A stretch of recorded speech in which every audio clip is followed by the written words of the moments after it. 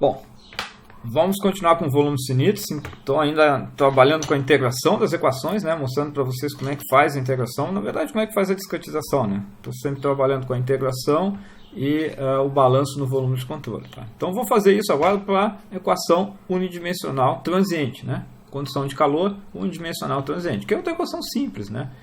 As ideias se aplicam para qualquer equação. A gente faz com a simples para não se preocupar com detalhes desnecessários aqui, né? Então tá, a condição de unidimensional transiente. Então é a equação clássica aqui, né? Então d rho t dt igual ao divergente de k sobre c, gradiente de t, mais um termo fonte ali, né? Eu acho que eu vou até ignorar esse termo fonte aqui. Eu mantive ele aqui, mas eu não sei se eu vou manter ele na integração. Mas tanto faz, ele não atrapalha em nada, né? Notem aqui que tem uma simplificação aqui, ó, que eu peguei o ρ que deveria aparecer aqui, o c que deveria aparecer aqui dentro, né? Como ela é constante, eu joguei ele para o lado de cá. Vai ficar com a equação igual que está no livro lá, tá? Não vai trazer não tem grandes implicações para nós, isso que a gente considera que todas as propriedades são constantes. Apesar de eu manter elas dentro das derivadas, elas são constantes, tá? Mas só por uma questão de manter os fluxos, né? Isso aqui seria o fluxo de calor, né? Se tirar o c daqui, né, jogar para lá, aqui eu teria o fluxo de calor, né? Com a gradiente T. Mas tudo bem, essa é a equação da conservação da energia, né? Unidimensional. E aqui é a minha discretização.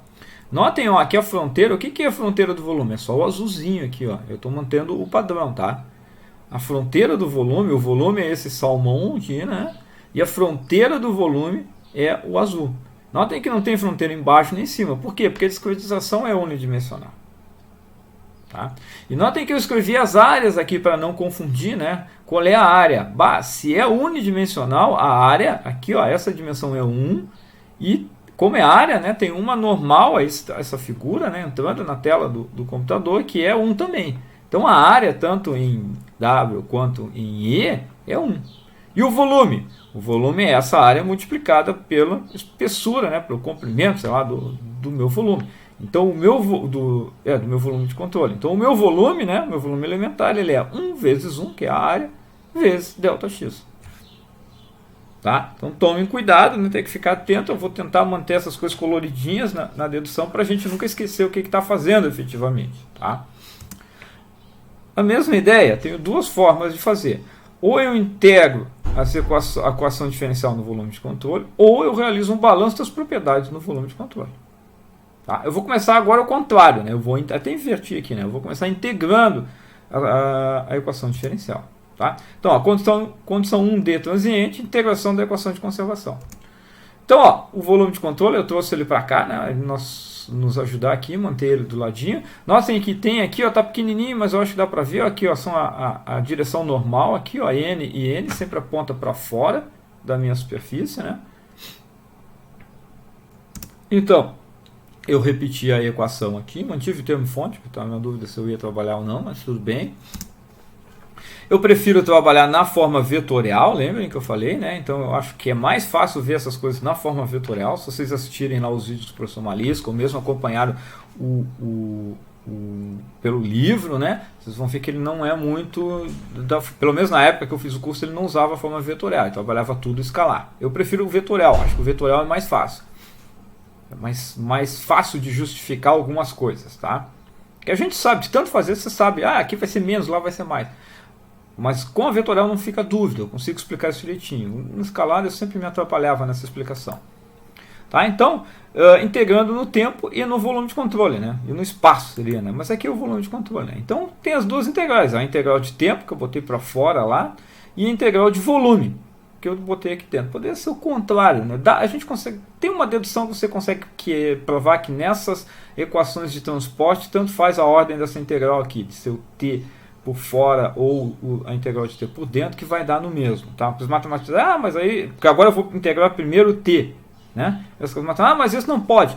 Pode, eu não sei a dedução, não lembro a dedução, mas tem uma dedução. Se vocês buscarem aí em mecânica de fluidos, vocês vão ver que eu posso fazer primeiro a integração do ΔT. Podia ter colocado ao contrário aqui, né? Integrar primeiro no tempo e depois no volume de controle, tá? Mas o usual é isso aqui. Mas tem uma prova que você pode fazer isso. Tá? Então tem a integral do tempo, tem a integral no volume de controle. Eu estou destacando aqui que todas são no volume de controle. Tá? Então eu vou, antes de fazer as integrais, eu vou converter essa aqui, ó, que é um divergente de um campo vetorial. Lembrem que o gradiente de t é um vetor. Então aqui é o divergente de um campo vetorial. Então essa integral do meio aqui, ela pode ser convertida numa integral de superfície. Ó, era uma integral de volume, eu converti ela, usando de novo o teorema da divergência, numa integral de superfície. O resto eu só repeti aqui, ó, eu não mudei. Por que integral de superfície? Para facilitar, isso facilita, eu consigo converter isso aqui nos fluxos que estão entrando e saindo do meu volume de controle, né? Ou os fluxos nas fronteiras do meu volume de controle. Enquanto que essas quantidades aqui eu preciso integrar dentro do volume de controle. Tá? Então, seguindo, mantive aqui o meu volume de controle, só passou para baixo aqui por causa das equações, né? Vai ter espaço. Ó, repeti a equação, não fiz nada de lá para cá, tá? Eu só repeti a equação. E agora sim, agora vou integrar no tempo. Tá? Então eu vou fazer dois passos juntos aqui, portanto não ficar muito oneroso, tá? E às vezes explicação demais acaba atrapalhando, né? Se não tiver dúvida, pergunta, a gente conversa no dia da aula síncrona. Tá? Mas eu vou fazer duas coisas. Primeiro eu vou, essa aqui que é uma derivada aqui, né? Como eu estou discretizando tudo, então eu vou fazer essa derivada aqui, ó. Eu vou substituir ela pela definição da derivada, tá? Que é isso aqui, ó. Uma derivada no tempo vai ser o ρt menos o ρ0 t0 sobre ΔT. A gente já tinha feito isso, tá? Eu fiz isso na aula passada lá com diferenças sinistras. E integrei no tempo. O que é integrar no tempo? Também eu estou assumindo que o tempo é pequenininho e que essas coisas não mudam a cada passo de tempo. Então eu estou tirando isso aqui para fora do tempo e estou simplesmente multiplicando, para fora da integral do tempo, e multiplicando pelo tempo. Ó. Fiz a mesma coisa desse lado, basicamente desapareceu a integral e apareceu o ΔT, onde era um dt, virou um ΔT. Por quê? Porque o tempo é tão pequenininho que a gente assume que nessa integração, né, eu não cheguei a levar, eu não posso levar o ΔT quando tende a zero, né? Não posso fazer isso, porque há uma discretização temporal. Mas a gente assume que eu posso ir de saltos em saltos, né? Então eu tenho essa quantidade aqui, essa integral no ΔT, depois ele dá um salto para o próximo passo de integração e coisa e tal. Então a integração é bem simples, essencialmente é pegar o que tem aqui dentro e multiplicar pelo ΔT. Eu fiz a mesma coisa aqui, né? Então desapareceu a integral do tempo e essa derivada aqui eu discretizei ela, né? Eu coloquei a definição dela aqui. Notem que o ΔT vai cortar aqui, ó, tem um ΔT em cima e ΔT embaixo, eles vão desaparecer. Por quê? Porque também, ó, a integral do volume, eu vou assumir que as coisas dentro do volume são constantes e simplesmente vai ser o que tem vezes o ΔV. Tá? Eu vou integrar no espaço agora, ó. Então, ó, o que vai acontecer? Essa integral diária, tá, vamos por partes aqui, tá? Então o que aconteceu aqui? Integrei no volume. Então o volume, ó, virou, o volume infinitesimal é bem pequenininho, então o que aconteceu? Essas coisas todas aqui saem para fora, então fica simplesmente integral de dv. Então ficou ρt menos ρ0t, que multiplica dv. Quem é o dv? Ó, lembra o dv? Δx vezes 1 vezes 1. E os ΔT se cortaram aqui, tá? Foi isso que aconteceu. A integral diária, né, de superfície de controle, eu tenho que fazer ela em E e tenho que fazer ela em W. Notem que tem um produto vetorial aqui, tá? Então, ó, eu tenho um I aqui, eu só tenho, como é unidimensional, né, aquele gradiente de t, na verdade, é dt dx i. Então, em vez de ter poderia ter desenhado o i aqui, né, mas eu tenho o i apontando para direita aqui. É isso que vai dar o sinal, né, dessas integrais aqui, ó. Aqui eu deveria ter substituído pelo i, mas dá para entender, o i aponta sempre para a direita, né? Então aqui eu tenho o i vezes a normal, ó, em e, então vai dar um ângulo de zero aqui, então o sinal é positivo, e para cá o i para dentro e a normal para fora, o ângulo é 180, então o sinal negativo. Então o sinal aparece naturalmente aqui. E esse é o ponto que eu não gosto muito, eu não conseguia explicar isso de forma clara ou convincente, ou pelo menos convincente para mim, quando eu fazia isso escalar. Por isso que eu achei melhor em algum momento eu disse, não, vou fazer vetorial, que aí não fica dúvida de onde sai esse sinal aqui, né? Então é o produto escalar, né? O gradiente de dt dx escalar n, é o que está aqui dentro, né? Fiz nas duas faces, né? A face da direita e na face da esquerda da e multipliquei pela área. Também as coisas são constantes aqui dentro, né? Multipliquei pela área. E o ΔT já estava aqui. O volume é a mesma coisa. O que eu tenho que fazer agora? Basicamente simplificar, né? Eu vou ter que simplificar aqui para chegar nessa expressão da equação da energia.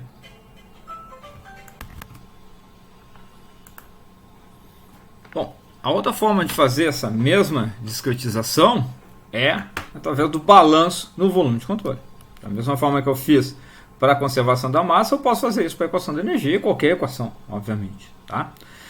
Aí é mais fácil ou mais difícil? Depende do ponto de vista. Eu diria que os matemáticos gostam mais da primeira versão. Talvez os engenheiros gostem dessa forma que eu vou fazer agora. Eu vou gastar um slide só para fazer o balanço. Tá? Então, ó, eu repeti o meu volume de controle, tá? O meu volumezinho, aqui, o salmãozinho aqui. E acrescentei aqui dois fluxos. Ó. Um fluxo de calor que está entrando em W e um fluxo de calor que está saindo em E. E também a variação da energia com o tempo, porque é transiente. Então pode haver um acúmulo ou uma diminuição de energia aqui dentro do volume de controle. Tá certo? Bom, para fazer esse balanço, eu preciso lembrar um pouquinho lá de termodinâmica, né? Então eu sei que a energia, a gente divide a energia em três parcelas, uma parcela de energia interna, energia cinética e energia potencial. Eu vou desprezar a parcela de energia cinética e energia potencial. Não faz muito sentido nesse problema pensar nessas duas parcelas. A energia interna, eu posso, ó, aqui está em kJ, eu parcelo em kJ por quilo e multipliquei pela massa. Então, continuo tendo energia aqui em kJ, né? E a massa é a massa específica vezes o volume.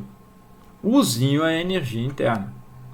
Eu posso ainda ir além, tá? Tem algumas hipóteses, algumas simplificações, o escoamento é incompressível, coisa e tal, né? Então, eu ainda posso, né, converter esse U aqui em calor específico vezes a temperatura. Eu não vou entrar em detalhes termodinâmicos aqui, mas esse é clássico, não tem nada de misterioso aqui em fazer essas hipóteses. Então eu posso escrever a energia como ρ vezes o volume, o calor específico vezes a temperatura. Então vamos lá. A nossa equação, né, o nosso balanço de energia vai ficar o quê? Ó, a variação da energia dentro do volume de controle é igual ao que entra menos o que sai, mais uma parcela que eventualmente fosse gerada aqui dentro do volume de controle. Tá? Eu botei uma geração por 3 linhas aqui, diz que é por metro cúbico, tá? E multipliquei pelo volume. Não sei por que eu fiz isso, mas tudo bem. Tá? Então vai ter uma geração de calor aqui, seria kW, né? KJ por segundo por metro cúbico, vezes o volume, vai ficar em kW. Esses aqui já estão em kW, que já está todo mundo em kW. O que acontece? Simplesmente peguei a energia e coloquei aqui dentro, né?